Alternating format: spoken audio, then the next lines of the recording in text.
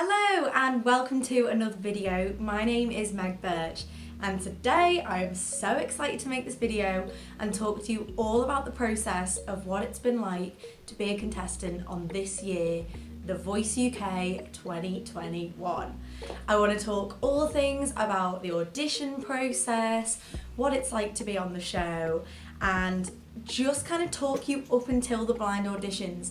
My audition was shown on telly just about 2 weeks ago now, and the response has been crazy. Like, I cannot thank you enough if you followed me on any of my social media, followed me on Instagram, TikTok, YouTube here, and all that sort of stuff. I just want to say thank you genuinely for your support. It means the world. So, let's go back to 2020. We're in the middle of a pandemic, okay? I had no work. I was like, what am I gonna do?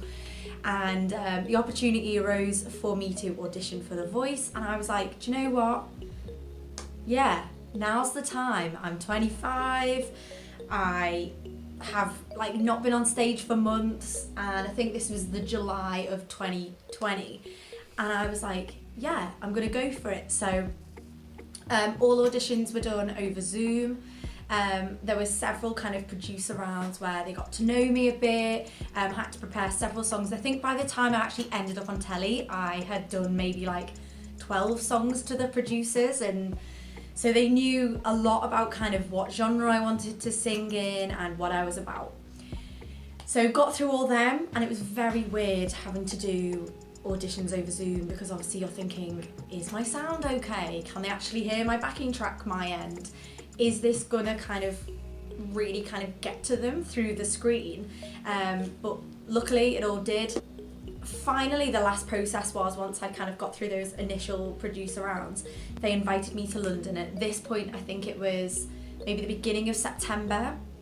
Really hot day. I was on the train to London, and I was invited to the ITV headquarters in central London, and there they had this room set up. We were all socially distanced, and I got to perform for them live. And literally a couple of days after that, they were like, yeah, we want you on the show, we want you to do a blind audition for the coaches. And it was like, go, go, go. From that process, you then work with the music team on the show, and you discuss song choices for your blind audition. I'd suggested some songs, but when you're working on TV, some songs they can't get clearance for, so the artist or the label won't let the song be on the show, or maybe last year the song you wanted to do was the final song of the year previous, so they don't want to repeat songs. So you have to have a big repertoire of ideas of what you want to do for the show. Eventually, they actually put forward the Ella Air song that I sang as my blind audition, which was Ella Air, If I Go. If you want to see the performance, type it into YouTube. It's also there. Meg Birch, Ella Air, If I Go, and you can watch it. And I was like, yeah, I think that'll be a really good song. I'm quite happy with that choice. I then went to London again. And this was all before I was even on telly. There was so much groundwork. Went to London again. I got to meet the live band, and we workshopped the song. I had several runs, and then you get a recording, and they go, cool, that is going to be what you're going to do on the day. And they leave you to it, and you have several weeks then to use your backing track and just rehearse.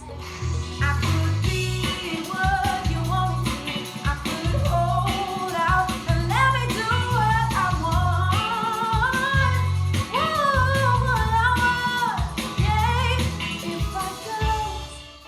Leading up to the auditions, which were filmed at Media City in Manchester, which was great for me because it's literally down the road, you have a day, I think, before you're blind, where you had to look exactly the same as we did on our blind day, and we filmed all our interviews, and we got a chance to kind of see what the stage is like. We were told where to walk, how it would all run on the day.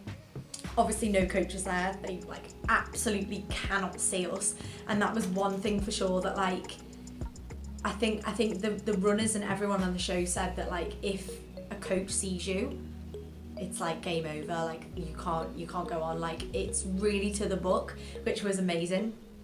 So I went, I had my day before, and I was like, Come to the day of the blind, we were all held in, obviously because of social distancing, we can't sit and chat as easily as we can. We're all like 2 meters apart. We're on this big floor in these individual boxes. Really not very glamorous, but nothing behind the scenes in TV ever is.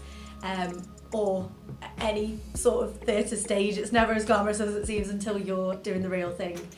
And there was a real kind of buzz that day. There were so many of us waiting. We were warmed up by our vocal coach. You get a vocal coach the whole way through the process, which is amazing. So learned so much, and you know, the person I got was absolutely fantastic. Really helped me with my song. It was really, really helpful. And then we did it, and you know, it was a very early start, and I don't think I got on. So I think I had to be there at 8 a.m. for another morning rehearsal. Hair and makeup had to check me over, make sure I looked okay for TV. And then I think by the time I actually got on stage, it was honestly like 7 p.m. So it had been like a long ass day. And yeah, my heart was racing. I was so nervous. And I think the main thing for me was I just wanted to turn. I didn't want to have like gone through all that process for like, I think it was 2 months of work up until that point, to just not get them to turn around. I think I'd have been really like disappointed in myself. So the fact that they did was amazing. And yeah, like what an experience. And then I think that was October when I filmed my blind audition, and it only got aired like 2 weeks ago, and we're in February 21. So I've had to wait a long time and keep it a secret. It's been crazy. But I also wanted to show you, when we actually got to Media City, we all got given one of these, a little like goodie bag with our name on. And when I say goodie bag, it's not that exciting, but I thought I'd show you what we get. So we got our own little flask with the voice on, my name on. So we get that. We also had to wear these like ponchos. So whenever we were in our outfit ready to go, they were like, you cannot spill, I mean, I like to eat as well, and when I get nervous, I have the munchies. So I was like living in my poncho all day. So we get a poncho.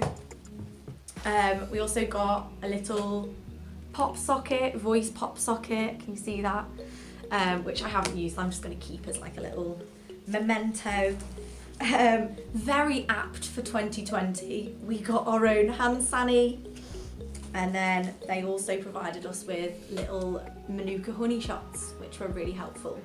And yeah, so that's what they get. So you felt a bit special, that's what you took. Everything to the studio that you needed, so like powder or any last minute touch-ups went in your little bag, and you took them side of stage. The whole process has been mad, and if you've ever done anything with TV, you'll know this, but up until being on TV, I didn't know any of this. So even silly things like, make sure you're in an outfit where you can have like a audio pack that it can sit well. No stripes on telly, they strobe.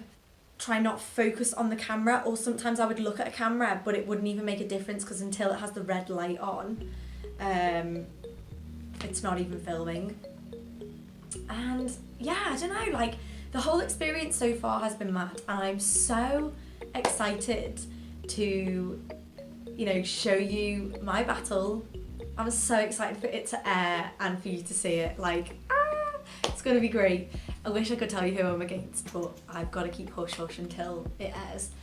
And yeah, I'm so excited to be part of this process, and as I say, I'm really, really thankful for all the support. If you've got any additional messages, I'd love to do like a part 2 of this.